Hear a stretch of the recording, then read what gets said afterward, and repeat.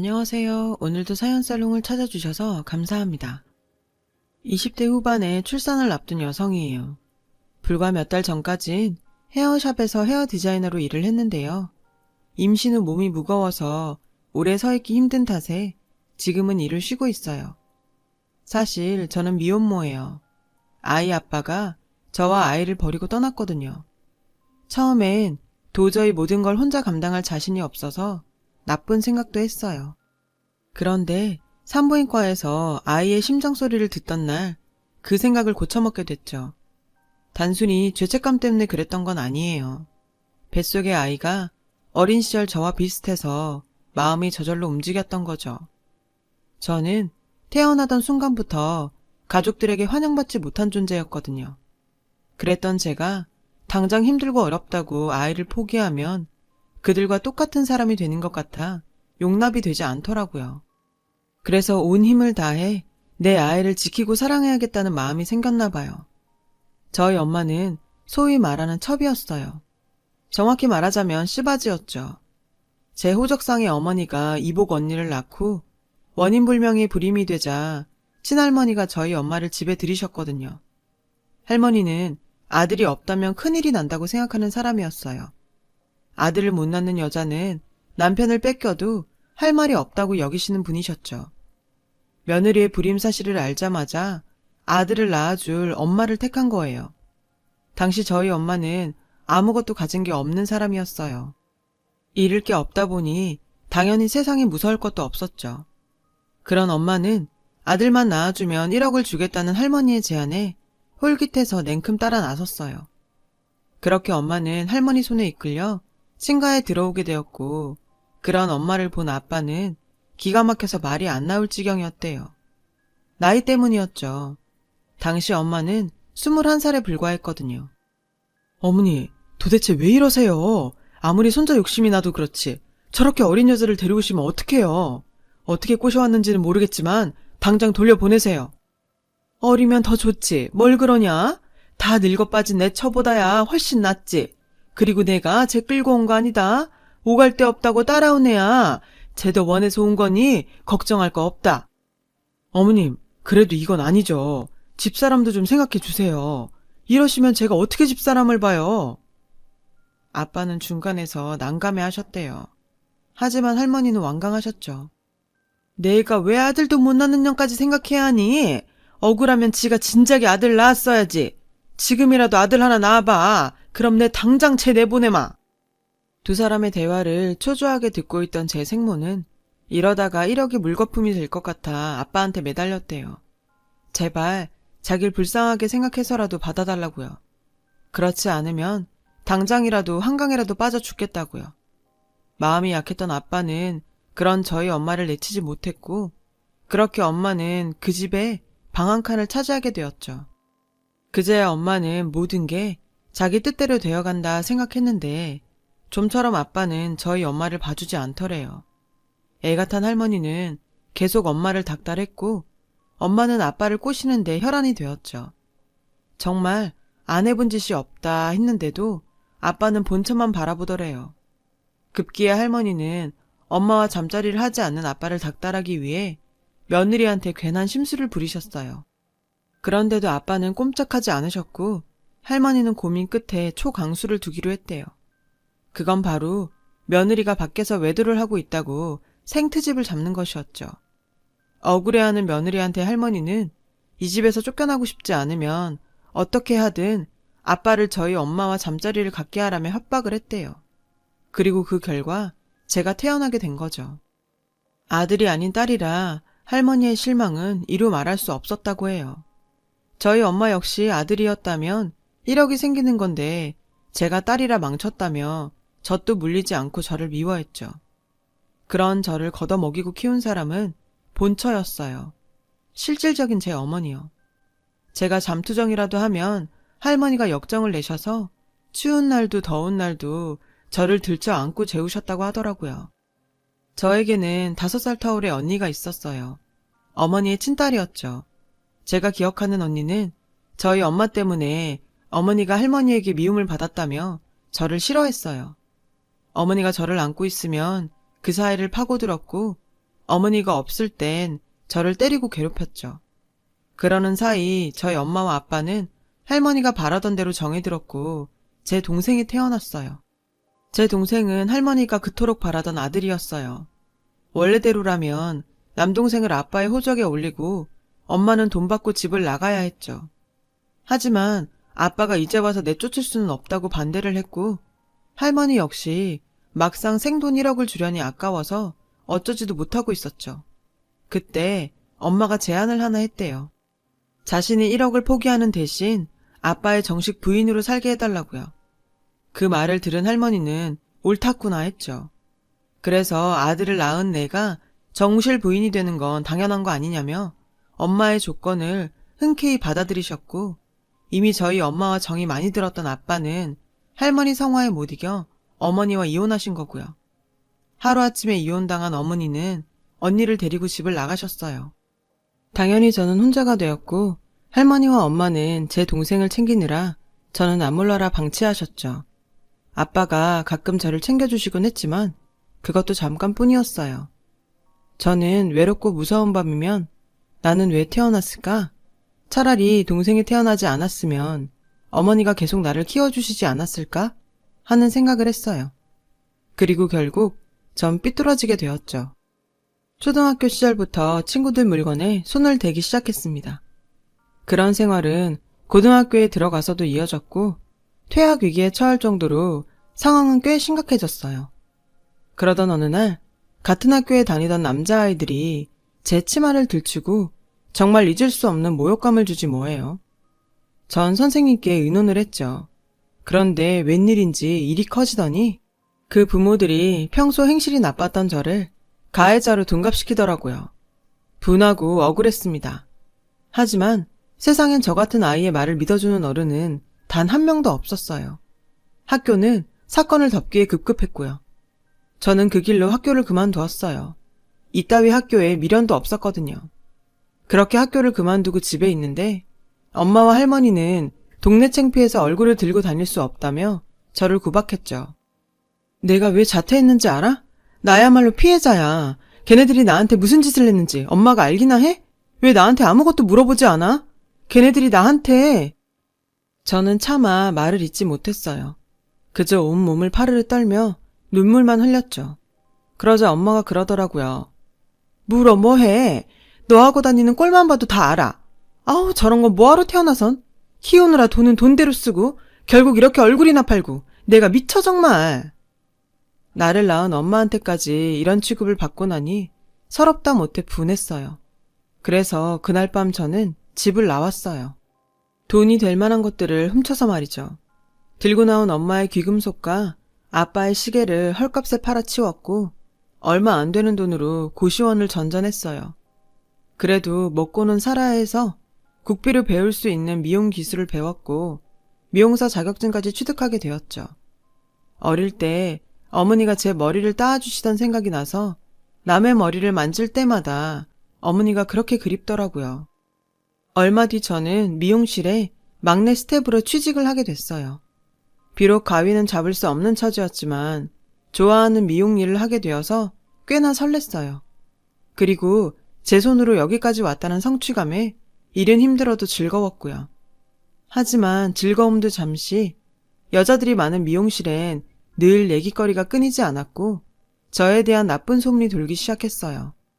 이미 미용실에 들어올 때 학교가 적성에 안 맞아 그만뒀다고 원장님께 말했는데 얼토당토 않게 그 말에 살이 붙어 일진이던 제가 학생을 때려서 장애를 입히곤 퇴학을 당한 걸로 되어버렸죠.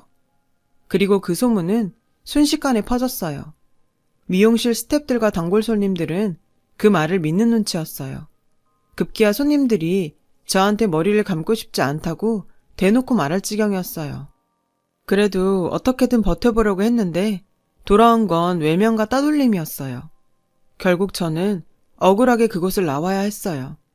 그때 처음으로 알았어요. 인생을 막 산 대가가 가혹하다는 걸요.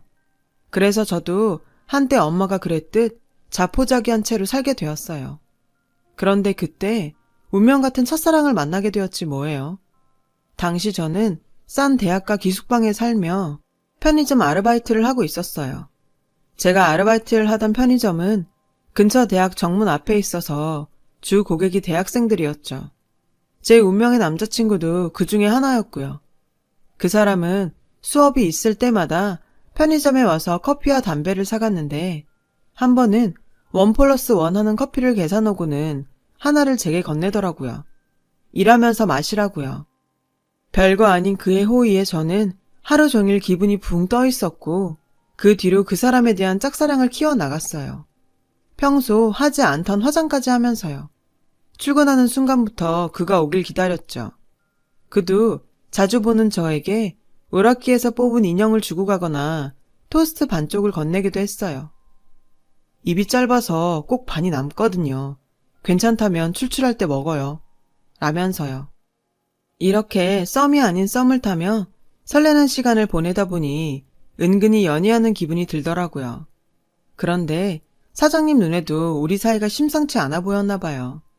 남학생이 저를 좋아하는 것 같다고 하시더라고요. 저는 그 말에 은근히 기대를 하게 되었죠. 그런데 얼마 뒤부터 그 사람이 편의점에 오지 않더라고요. 처음에는 무슨 일이 있나 걱정이 됐고 나중엔 여자친구라도 생긴 건가 싶어 체념하게 되었어요. 그렇게 마치 실현당한 사람처럼 우울한 생활을 하게 되었죠. 그렇게 2년이 조금 지났고 저는 편의점 아르바이트를 그만두기로 했어요. 아무래도 힘들게 딴 미용사 자격증을 썩히는 게 아까웠거든요. 그날은 마지막 출근 날이었어요. 정들었던 곳이라 마지막이라고 하니 괜히 울컥하더라고요. 그래서 구석구석 청소를 하며 마음을 달래고 있는데 그 순간 가게 안으로 그 남학생이 들어오지 뭐예요. 군복 차림을 하고 말이에요. 군복 주머니엔 이우진이라는 이름이 수놓여 있더라고요. 그 이름을 보자 그동안 이 사람 이름도 몰랐구나 싶었죠. 반갑기도 하고 씁쓸하기도 했어요. 아직도 여기에서 일하고 있었네요. 다정한 목소리로 그가 말을 걸었고 저는 오늘이 마지막 날이라고 말했어요. 그러자 계산을 마친 그는 망설이다가 오늘 일 끝나고 우리 만날래요? 순간 접었던 마음이 다시 활짝 펼쳐지며 심장이 쿵쾅거렸어요. 퇴근 후 그와의 첫 데이트를 하게 됐어요. 그리고 그날 그 남자 역시 전부터 저를 좋아했다는 걸 알게 되었죠. 그는 본가인 부산에 내려갔다가 영장이 나온 걸 알게 됐고 저에게 알릴 새도 없이 군대에 가게 되었다고 하더군요.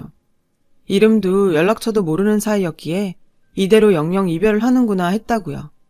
제대하고 혹시나 싶어 곧장 편의점으로 달려왔다가 저를 보고는 너무 기뻐서 하마터면 만세를 부릴 뻔했대요. 태어나 처음으로 듣는 고백에 전 감정이 요동쳤어요. 그리고 눈물을 터뜨리고 말았죠. 태어나서 처음으로 저를 사랑해주는 사람을 만나게 되었으니까요.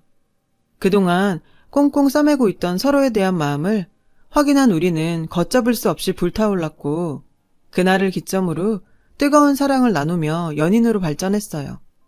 그리고 얼마 뒤부터 우리는 동거를 시작했어요. 물론 남자친구의 집에는 비밀로 하고요. 남친은 복학을 했고 저는 미용실에 취직해서 마치 신혼부부처럼 달콤한 시간을 보내게 되었죠. 언젠가 남들처럼 정식으로 결혼식을 올리는 꿈을 꾸면서요. 그렇게 우리는 3년을 함께 보냈고 남친이 졸업반이 되던 해에 저는 초보 딱지를 떼고 정식 헤어 디자이너가 되었어요. 이제 제법 가위가 손에 익었고 저를 찾는 단골 손님도 생겼죠. 이런 게 바로 사람들이 말하는 사는 재미구나를 느끼던 때였어요. 일도 사랑도 순탄하던 그 즈음 저는 소화불량으로 고생을 하게 되었어요. 평소 소화가 잘 안 되는 편이긴 했는데 언제부턴가 그 증상이 더 심해졌고 조금씩 불안해지기 시작했어요. 소화불량뿐만 아니라 생리도 거르고 몸이 이상할 정도로 나른하면서 속이 울렁거렸거든요. 그래서 혹시나 싶어 임신 테스트기를 구입해 테스트를 해보았어요. 결과는 선명한 2줄이었죠. 저는 보고도 믿기지 않았어요. 그날 밤 저는 임신 테스트기를 남친한테 보여주었고 남친은 놀란 표정으로 이렇게 말하더군요. 이런 말해서 나도 좀 괴로운데 우리는 아직 부모가 되기엔 미숙한 것 같아. 아직 난 학생이고 부모님이 아시게 되면 아마 네가 상처받게 될 거야. 그래서 말인데 지우자. 사실 기뻐하지 않을 거라는 건 짐작하고 있었어요. 하지만 남자친구 입에서 지우자는 말이 나오니 참기 힘들 만큼 화가 났어요. 그래서 남자친구에게 마음에도 없는 못된 말들을 쏟아냈죠. 그저 서운한 마음의 표현일 뿐이었는데 남친은 미안하다는 말만 남기고는 저를 떠났어요. 두렵고 무섭긴 나도 마찬가지인데 혼자 버려지고 나니 눈앞이 캄캄하더라고요. 그래서 냉정하게 판단했어요. 내 몸 하나 건사하는 것도 허덕이면서 어떻게 애를 책임질 건가. 결론은 하나였죠. 한파 후 온 도시가 꽁꽁 얼어붙었던 어느 겨울날 혼자서 산부인과를 찾았어요. 하지만 이런 상황도 모르고 살겠다고 뱃속에서 힘겨운 사투를 벌이고 있는 아이의 심장 소리를 듣자 제 마음이 흔들리기 시작했어요. 나에게 이 생명을 끊을 자격이 있는가. 환영받지 못하고 태어난 게 억울했던 내가 정작 내 아이에겐 태어나는 것조차 허락하지 않다니. 전 제 엄마나 할머니보다 더 나쁜 인간이란 생각이 들더라고요. 그래서 수술을 포기하고 산모 수첩을 받아든 채 집으로 돌아왔어요. 그 사이 남친은 자기 짐을 모두 싸들고 나갔더라고요. 미안하다는 편지와 100만 원을 남겨둔 채요. 마음 같아선 그깟 100만 원 확 버리고 싶었지만 한 푼이 아까운 처지라 그 돈을 지갑에 넣었어요. 남친과 살던 집은 보증금 없이 연세를 낸 집이라 기간을 채우고 나왔고요. 거의 대학생들을 위해 풀옵션으로 빌려주는 집이라 가지고 나올 건 옷가지 몇 개와 화장품이 전부였어요. 전 배가 나오기 전까진 악착같이 일했고 배가 나오기 시작하자 눈치가 보여서 미용실을 그만두고 대전 본가로 내려갔어요. 집 나간 딸이 미혼모가 되어 돌아온 걸 반길 리 없다고 생각했지만 산 딸이 얼마 안 남은 저에겐 선택의 여지가 없었죠. 설마 애 가진 임산부를 죽이기야 할까 싶어 무거운 걸음을 내딛었죠. 그런데 저희 집은 온데간데 없이 사라지고 그곳엔 작은 빌라가 들어서 있더라고요. 그리고 충격적인 얘기를 듣게 되었어요. 아, 빨간 대문집 말하는 거죠? 그 집 아저씨가 집 나간 딸 찾는다고 허구한 날 밖으로만 돌다가 사고로 죽었어요. 그리고 얼마 뒤인가 부인이 아저씨 앞으로 나온 보험금 가지고 도망을 갔는데 그 집 할머니가 그 충격으로 쓰러져서 어디 시골 구석에 있는 병원에 갔다나? 근데 기가 막힌 건 그 소식을 어디서 들었는지 그 집 여자가 찾아와선 집까지 팔아치우고는 돈까지 챙겨서 도망갔다지 뭐예요. 인겁을 쓰고 어쩜 그런 짓을 하는지. 근데 그 집은 왜 찾아요? 혹시 돈 같은 거 빌려줬어요? 그 말을 듣자 다리가 휘청했어요. 저 때문에 아빠가 돌아가셨다니 믿을 수가 없었어요. 저는 할머니의 행방이라도 알고 싶어서 며칠을 더 그 동네에 머물렀어요. 하지만 할머니 행방은 찾을 수 없었고 결국 고민 끝에 엄마의 주소지라도 찾아보려 주민센터에 찾아갔어요. 그리고 그곳에서 저를 아는 주민센터 직원을 만났어요. 알고 보니 이복 언니의 친구더라고요. 저는 그 직원분을 통해 어머니와 언니의 행방을 알 수 있었어요. 집에서 쫓겨난 이후 혹여 아빠가 찾을까 싶어 멀리 가지 못하고 근처에 살다가 언니가 서울 교대에 합격하자 어머니와 함께 서울로 올라갔다고 하더라고요. 하지만 본인 생각엔 아빠의 사망 소식을 듣고 이 동네를 떠난 게 아닐까 한다고요. 충격이 컸던 걸로 기억한다면서요. 혹시 필요하다면 언니 전화번호를 알려주겠다고 했지만 전 사양했어요. 언니와 어머니께 저는 죄인이니까요. 생모의 주소지는 아직 전입신고를 하지 않았는지 옛 주소 그대로더라고요. 지푸라기라도 잡는 심정으로 본가로 내려왔지만 마음에 돌만 하나 더 얹어 무거워진 상태로 저는 다시 서울로 올라와야 했어요. 당장 어떻게 살아야 할지 막막하더군요. 그런데 터미널을 나오던 그 순간 뜻밖의 사람을 만나게 되었어요. 흰머리가 많이 늘었지만 한눈에 알아볼 수 있었죠. 바로 어머니였어요. 친모 대신 절 키워주셨던 어머니요. 어머니는 임산부가 된 저를 보시고는 울먹이며 제 이름을 불러주셨어요. 주연아. 저는 오랜만에 듣는 어머니의 목소리에 아이처럼 엉엉 울었어요. 어머니는 달려와 저를 안아주셨어요. 어머니 품은 여전히 따뜻하더라고요. 언니 친구가 제 소식을 언니에게 알렸고 언니를 통해 제 사정을 들으신 어머니는 무작정 터미널로 오신 거였죠. 어머니는 아빠도 아빠지만 제가 눈에 밟혀서 집에서 멀리 떨어진 곳으로 이사 갈 수 없었다고 하시더라고요. 제가 학교에 다니면서 사고 친다는 얘기를 들으시곤 할머니를 찾아가서 저를 데리고 가겠다고 몇 번이나 부탁했지만 번번이 거절을 당했다고 하셨어요. 제 가출 소식에 당신도 백방으로 저를 찾아다니셨고 아빠의 사망 소식에 모든 걸 놓으셨다고 하더라고요. 그 얘기를 들으니 정말 죄송했어요. 저 때문에 돌아가신 아빠한테도 그렇고 어머니한테도 불효를 한 것 같아 몸둘 바를 모르겠더라고요. 그래서 아무 말도 못하고 눈물만 뚝뚝 흘리고 있었어요. 그런데 어머니께서 그러시더라고요. 이제라도 만나게 되어서 다행이라며 산 딸도 얼마 안 남은 것 같은데 같이 살자고요. 저는 저희 엄마 때문에라도 그럴 수 없다고 했지만 어머니는 막무가내셨어요. 길바닥에서 애를 낳을 거냐시며 내 엄마는 엄마고 넌 예나 지금이나 내 딸이라고 하셨어요. 그 말에 더 이상 거절을 할 수 없었어요. 그래서 염치 없지만 따라 나섰죠. 저는 그렇게 어머니와 언니가 살고 있는 집으로 갔어요. 언니는 저에게는 여전히 무섭고 차가웠지만 그래도 아이를 가진 저에게 자기가 쓰던 방을 내어주었어요. 알고 보면 마음은 따뜻한 사람이었죠. 처음엔 손님처럼 서먹서먹했지만 시간이 지나자 예전처럼 편해졌어요. 그러던 즈음 어머니 지인이 운영하는 미용실에서 출산 전까지 일을 돕게 되어서 일도 하게 되었고요. 산딸을 앞둔 지금은 집에서 아이를 만날 날을 기다리고 있어요. 어머니는 당신이 곧 할머니가 된다는 기쁨에 베넷저고리와 기저귀 등을 장만하는 재미에 빠져 사시죠. 저는 신세 지는 게 너무 염치가 없어 아이를 낳으면 단칸방이라도 얻어서 나가겠다고 했다가 크게 혼이 났어요. 그런데 기분이 좋더라고요. 진짜 엄마한테 혼나는 기분이 들었거든요. 하지만 저 때문에 방까지 비워준 언니를 생각하면 나가는 게 맞다는 생각을 했죠. 그러던 어느 날 언니가 치킨을 사들고 와서는 같이 먹자고 하더라고요. 제가 통닭을 좋아했던 게 생각이 나 사왔다고요. 그리고는 3천만 원이 든 통장을 건네며 앞으로 애기 태어나면 돈 들어갈 일 많을 거잖아. 그거 챙겨둬. 라고 하더라고요. 그 말에 저는 눈물샘이 터져버렸어요. 그 돈은 아무리 봐도 언니의 결혼 자금 같았어요. 그래서 전 거절을 했어요. 야, 나 정말 어릴 때부터 너 우는 거 진짜 싫었거든? 내가 뭘 했다고 우냐? 사람 민망하게. 너랑 나랑은 좋든 싫든 자매야. 그러니까 나도 이모 노릇하려고 그러는 거니까 군소리 하지 말고 받아. 이모가 내 조카한테 주는 거니까. 저는 목이 메어서 아무 말도 못했어요.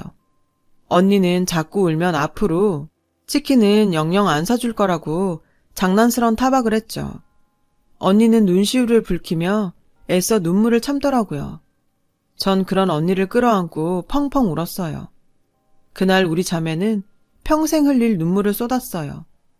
가족 중에 유독 아픈 손가락이 있다고 하죠. 어머니와 언니한텐 제가 그런 존재였던 거예요. 생각하면 안쓰럽고 가여운 존재. 정작 저만 그걸 모르고 살았던 거죠.